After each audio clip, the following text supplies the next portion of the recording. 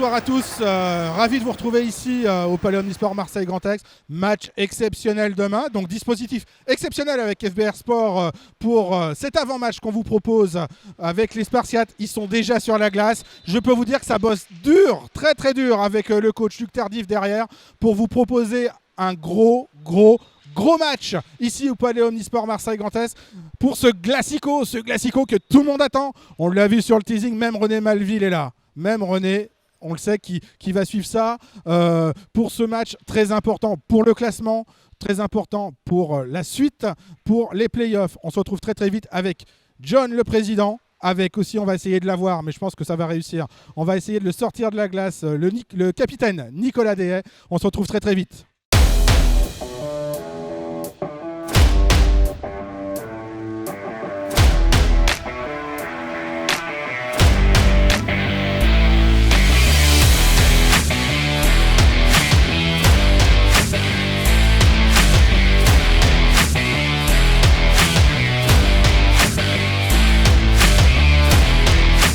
Allez, on va faire un petit état des lieux avant ce match exceptionnel qui nous attend, où les Spartiates vont recevoir les Jokers de Cergy dans cette patinoire qui sera certainement pleine à craquer pour cette soirée extraordinaire, on le souhaite. Petit état des lieux justement qu'on peut faire ensemble avant ce gros match avec un classement tout d'abord. Ça ne sera pas une surprise, on reçoit le leader avec 41 points. Ce soir, 18 matchs joués. Caen qui suit, qu'on a déjà reçu ici, bien sûr, avec le super gardien Ronan Kemener, l'ancien gardien de l'équipe de France, avec 35 points.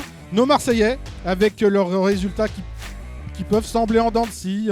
On le verra tout à l'heure avec John, notamment.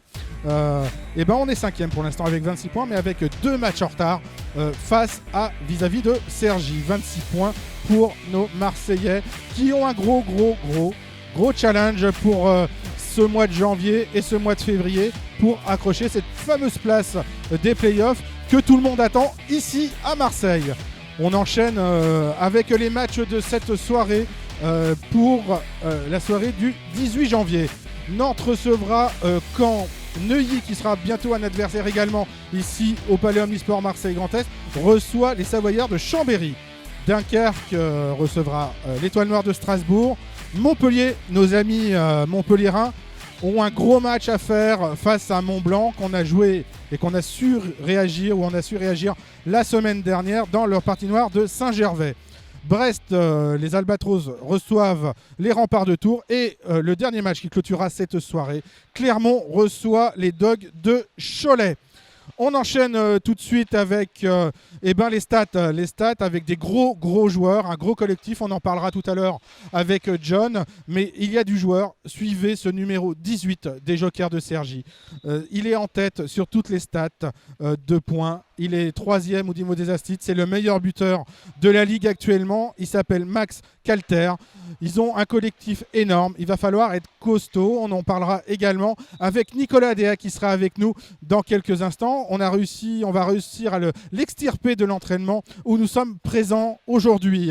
On aura besoin de vous, n'hésitez pas à venir tôt à la patinoire, vous le savez aussi bien que moi. Le Palais Omnisport Marseille Grand Axe, c'est pas facile d'accès les soirs de grosse affluence, comme ça sera le cas. N'hésitez pas à venir très tôt, dès l'ouverture des portes qui se fera à 18h. On vous attend nombreux. À tout à l'heure.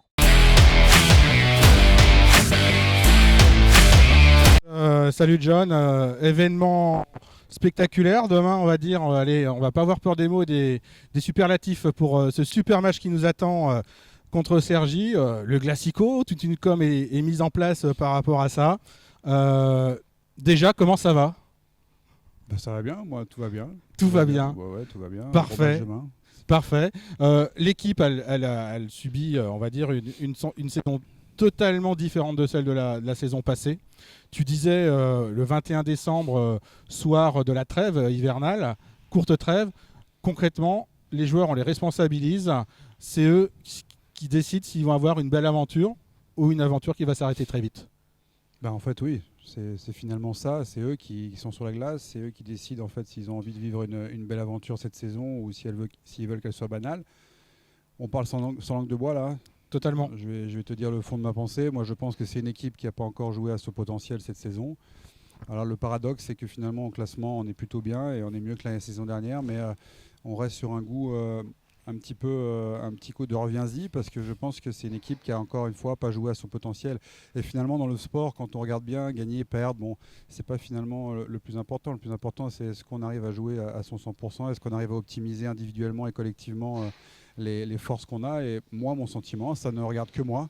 Je parle en mon nom, pas en nom du coach ou de qui que ce soit. Je trouve que cette équipe n'a pas encore donné son plein potentiel. Donc c'est une critique quelque part, et en même temps ça peut porter à espoir, parce que je pense qu'effectivement on peut faire mieux, et on arrive dans la phase de la saison la plus importante, là où on peut détacher les enfants des hommes. Donc on a misé cette année sur des leaders qu'on attend maintenant dans cette phase terminale de cette saison, qui doit nous emmener, j'espère, vers les playoffs. C'est le moment où on doit avoir les leaders de cette équipe pour emmener l'équipe là où on veut qu'elle aille.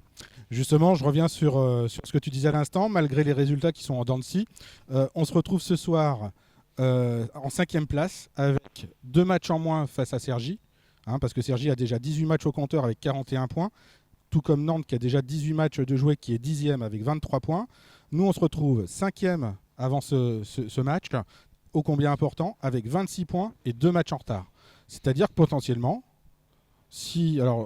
match en retard ne signifie pas match gagné, mais potentiellement, on a cette place de 4e, tout comme la saison dernière. Ouais, alors après, quand on regarde le classement un peu plus en détail, on voit à quel point c'est serré.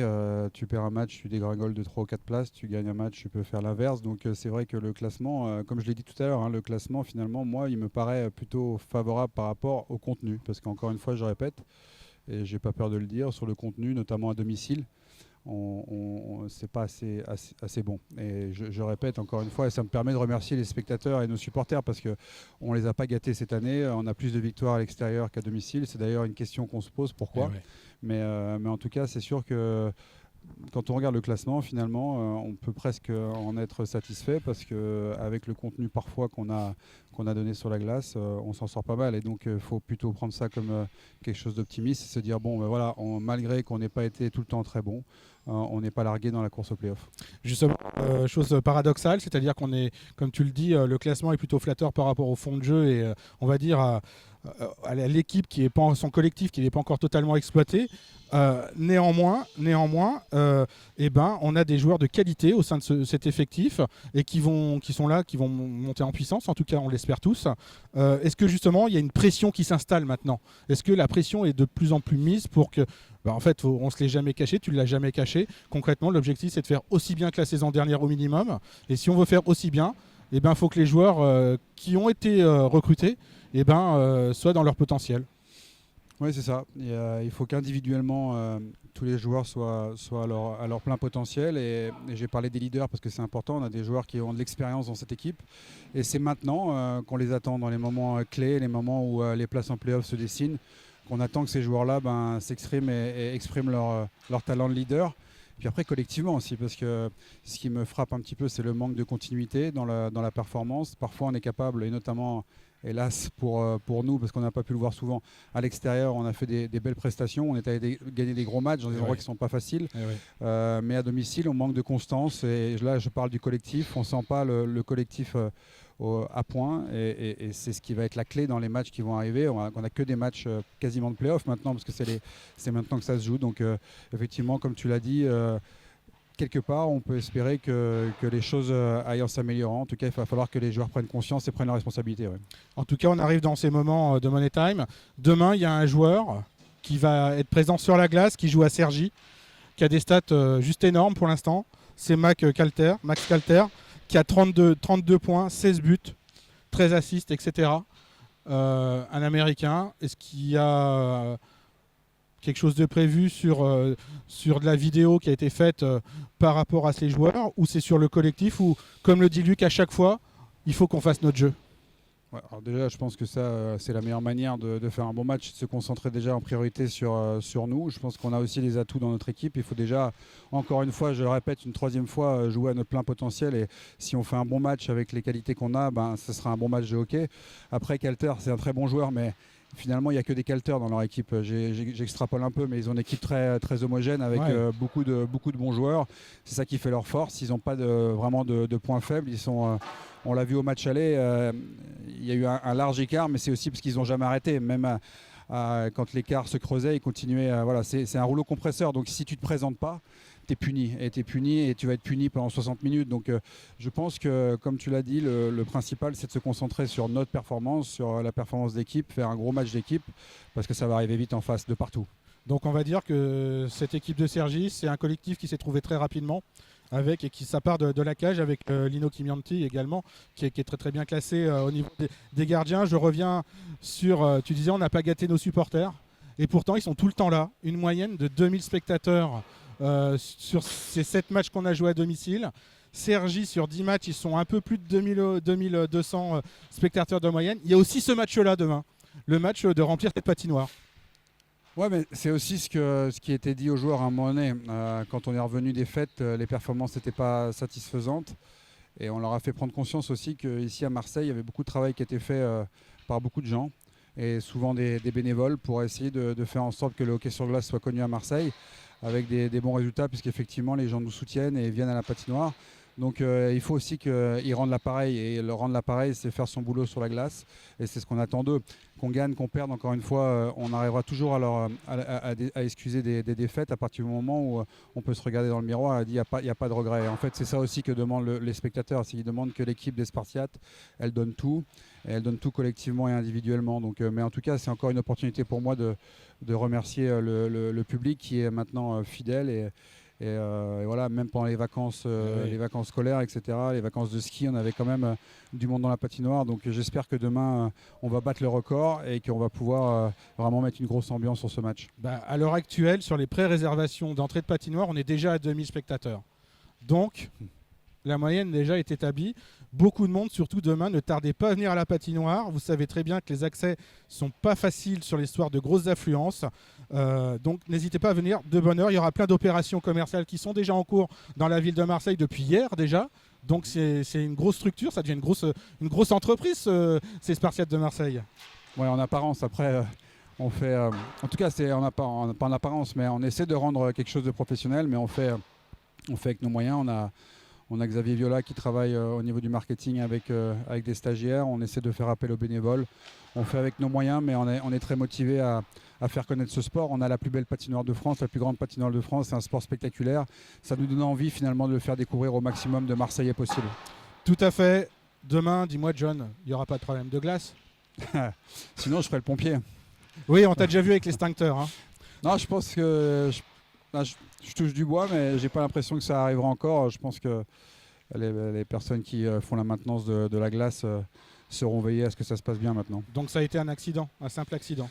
Voilà, les accidents peuvent arriver. C'est regrettable. On était surtout désolés pour les gens qui avaient fait des placements. Il y avait beaucoup de monde dans la patinoire et ça a été un crève-cœur de devoir leur dire de rentrer chez eux. Mais c'est une opportunité de m'excuser encore auprès d'eux. Mais ça n'arrivera plus, en tout cas j'espère. Et c'est une expérience de plus dans cette jeune entreprise, je vais dire, du Marseille Hockey Club professionnel. Allez, un petit clin d'œil aussi pour terminer. Et après, on te relâche parce que tu as beaucoup de choses encore à faire. Si je te dis Rouen-Amiens, Coupe de France, 15 février. Me demande pas de prendre parti. Non, je sais que ça va être dur. Tu as joué à la fois à Amiens, à la fois à Rouen. Tu as fini ta carrière à Rouen sur le doublé Coupe Championnat à l'époque. De grosses émotions sur ces deux clubs. Mais toi, on y sera. D'ailleurs, on y sera le 15 février. On va aller voir ça. Non, tout ce que je peux dire... moi je suis plus là-bas ni à Rouen ni à Amiens, donc franchement j'ai pas vraiment de parti pris. J'ai des copains des deux côtés. J'ai Anthony Mortas qui est assistant coach à Amiens, qui est un ami. J'ai Fabrice Norry qui est un ami qui coach Rouen. J'ai des joueurs que je connais des deux côtés, donc vraiment très honnêtement j'ai vraiment pas de parti pris.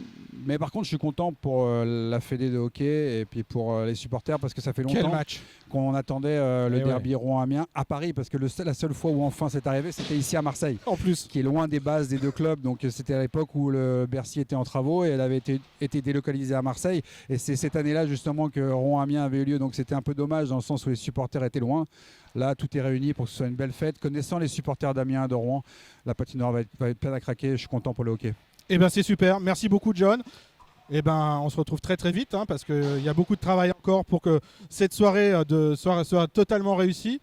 On l'espère, on croise les doigts pour le sportif d'être présent. En tout cas, tout sera prêt à côté, on en est certain. On le voit tous les soirs de match. Merci beaucoup et à très vite. Merci à toi. Ciao Salut. John, merci.